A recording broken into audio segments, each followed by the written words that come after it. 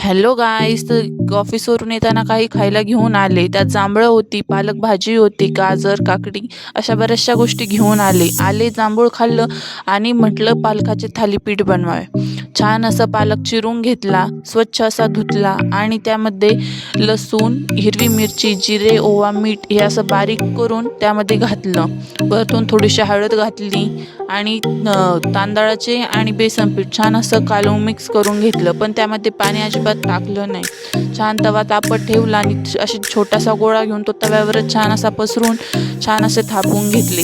छान क्रिस्पी होईपर्यंत दोन्ही बाजूने भाजून घेतले आणि असे काही खाण्यासाठी रेडी झाले. हेल्दी आणि टेस्टी पालकाचे थालीपीठ.